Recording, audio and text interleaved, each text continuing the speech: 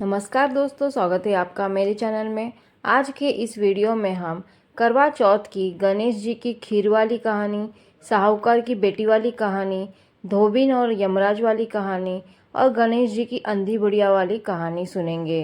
2024 में करवा चौथ का व्रत 20 अक्टूबर रविवार को रखा जाएगा। यह व्रत सुहागिन महिलाएं अपने पति के दीर्घायु और स्वस्थ जीवन के लिए रखती है। शाम को चंद्रमा को अर्घ देने के बाद ही इस व्रत को खोला जाता है। व्रत के दौरान करवा चौथ माता की कथा अवश्य सुनना चाहिए या पढ़ना चाहिए। तो चलिए शुरुआत करते हैं पहले कथा की।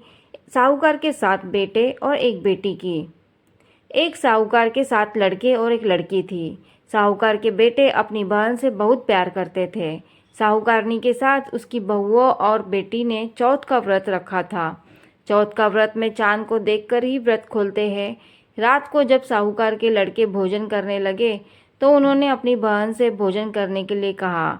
इस पर बहन ने बताया कि उसका आज व्रत है और वह खाना चंद्रमा को अर्घ देकर ही खोलेगी और कुछ खा सकेगी। सबसे छोटे भाई को अपनी बहन की हालत देखी नहीं गई और वह दूर पेड़ पर एक दीपक जलाकर चलनी की ओट में रख देता है। दूर से बहन को दिखता है कि चलनी की ओट में रखा दीपक चांद की तरह लग रहा है। ऐसे में वो लगता है कि जैसे चतुर्थी का चांद हो। बहन ने अपनी भाभी से कहा कि चंद्रमा निकल आया है, व्रत खोल ले। लेकिन भाभीियों ने उसकी बात नहीं मानी और व्रत नहीं खोली। बहन को अपने भाइयों की चतुराई समझ में नहीं आए और उसने उसी को देखकर अर्घ देकर खाना खाने लगी। जैसे ही वह पहला टुकड़ा मुंह में डालती है तो उसे छींक आ गई। दूसरा टुकड़ा डालती है तो उसमें बाल निकल आता है और तीसरा टुकड़ा मुंह में डालती है तब उसके पति की मृत्यु का समाचार उसे मिलता है।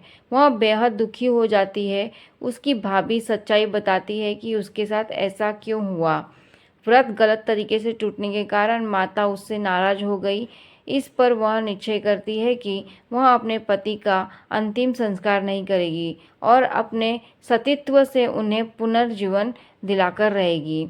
शोकातुर होकर वह अपने पति के शव को लेकर 1 वर्ष तक बैठी रही और उसके ऊपर उगने वाली घास को इकट्ठा करती रही। उसने पूरे साल की चतुर्थी को व्रत किया और अगले साल कार्तिक कृष्ण चतुर्थी फिर आने पर उसने पूरे विधि विधान से करवा चौथ का व्रत किया। शाम को सुहागिनों से अनुरोध करती है कि यम सुई ले लो, पिए सुई दे दो, मुझे भी अपनी जैसी सुहागिन बना दो। जिसके फलस्वरूप करवा माता और गणेश जी की आशीर्वाद से उसका पति पुनः जीवित हो जाता है। जैसे गणपति और करवा माता ने उसकी सुनी, वैसे भी सभी की सुहाग अमर हो। पहला कथा यहाँ पर समाप्त होता है। अब दूसरे कथे की शुरुआत करते हैं। करवा चौथ की धोबिन वाली कथा। करवा नाम की एक पतिव्रता धोबिन अपने पति के साथ तुंगभद्रा नदी के किनारे रहती थी। एक दिन जब पति कपड़े धो रहे थे तब एक मगरमच्छ ने उन्हें अपने दांतों में दबाकर यमलोक ले जाने लगा। पति की पुकार सुनकर करवा वहां पहुंची और मगर को कच्चे धागे से बांधकर यमराज के पास ले गई।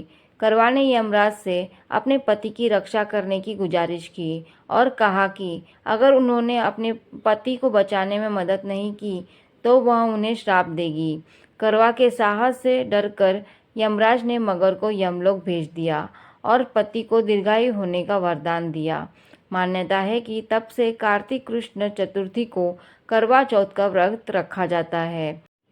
करवा चौथ व्रत में सुहागिन महिलाएं करवा माता से प्रार्थना करती है कि जैसे उन्होंने अपने पति को मृत्यु के मुंह से वापस निकाला था, वैसे ही उनके सुहाग की भी रक्षा करे।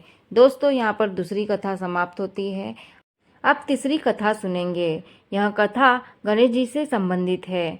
करवा चौथ कार्तिक मास की चतुर्थी तिथि के दिन मनाया जाता है। चतुर्थी तिथि गणेश जी की तिथि है, इसलिए इस व्रत में गणेश जी की कथा भी अवश्य पढ़ना चाहिए। तो चलिए उसी कथा को श्रवण करते हैं। एक बार भगवान गणेश बाल रूप में चुटकी भर चावल और चम्मच में दूध लेकर धरती पर गए और सभी को खीर बनाने की प्रार्थना करने लगे। हर कोई इतने से चावल देखकर हंसने लगता। इस पर गणेश जी ने एक गरीब बुढ़िया को खीर बनाने के लिए कहा और वह उनकी खीर बनाने के लिए तैयार हो गई। उसने एक भगोना चूल्हे पर चढ़ा दिया। इस पर गणेश जी ने घर का सबसे बड़ा बर्तन चूल्हे पर चढ़ाने को कहा। बुढ़िया ने बाल लीला समझते हुए घर का बड़ा भगोना उस पर चढ़ा दिया। अब क्या था, गणेश जी के जरा से चावल से पूरा बर्तन भर गया।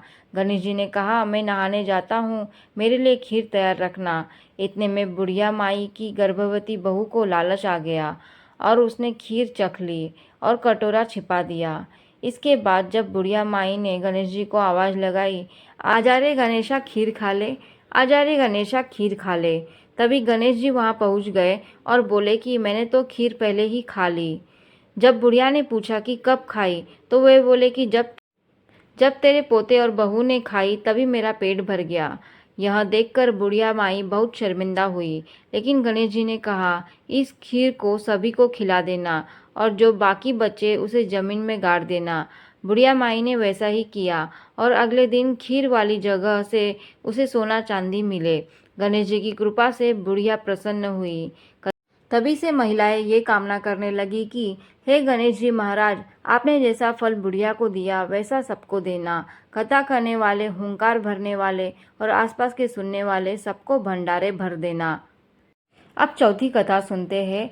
यह कथा भी गणेश जी से जुड़ी हुई है। चलिए सुनते हैं।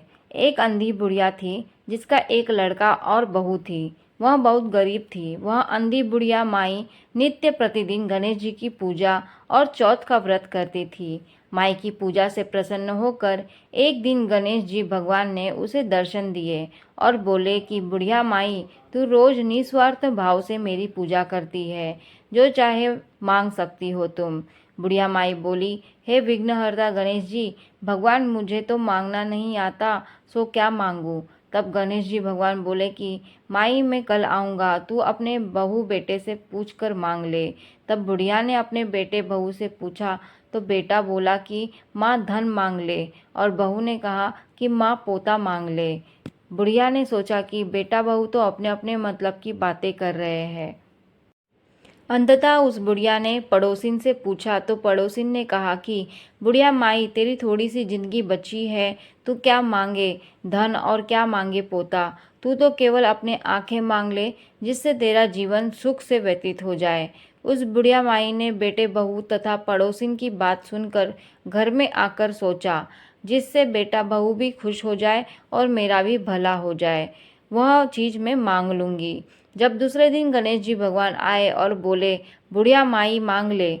गणेश जी भगवान के वचन सुनकर बुढ़िया माई बोली, हे विघ्नहर्ता, अन्न देवो, धन देवो, निरोगी काया देवो, अमर सुहाग देवो, दीधा गोढ़ा देवो, सोने के कटोरे में पोते को दूध पीता देखूं, अमर सुहाग देवो और समस्त परिवार को सुख देवो, आपके श्री चरणों में मुझे स्थान देवो।